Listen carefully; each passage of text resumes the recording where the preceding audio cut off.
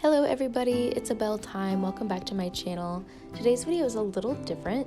This is just a time lapse of a personal project I did about a year and a half ago now actually, and I'm actually about to recreate this in my new apartment. I just moved into a new place, and this is the video I made from when I first did this project a year and a half ago. So what I am doing is making a word art wall design with this 40-foot string of lights that I have, and I wanted to spell out "be not afraid." Of course, it's all one string, so I had to make it cursive, and I had to have, of course, the letters and the words connected. The way I indicated the space between the words was just by having like an extra big loop and some space between them. You'll be able to see this once I string up the lights and turn them on. But the way that I started this was just by taking some big pieces of paper I had, taping them together, drawing a line, making sure that was like nice and straight and level. Then I sketched out the words and the shape that I wanted.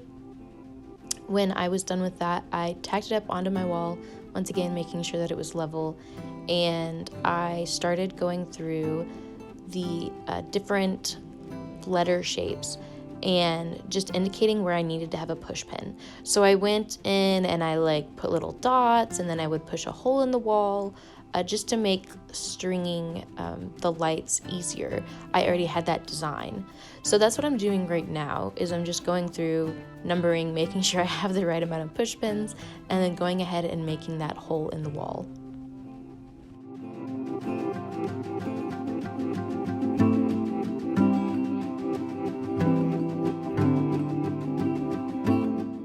So when I poked all the holes necessary for the design, I moved the stencil itself underneath, and I just went ahead and placed all of the push pins where they needed to be, and I kind of used the guidelines from the stencil underneath to make sure I was placing them in the right holes. There may have been other holes in the wall, I don't know, it was kind of a while ago now.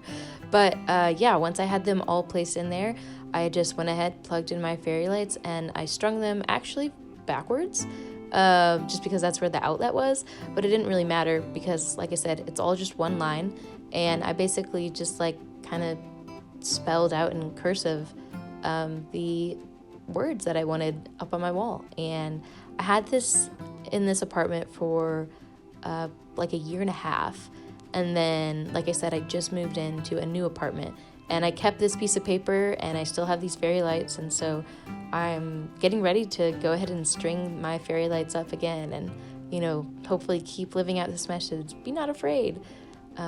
So yeah.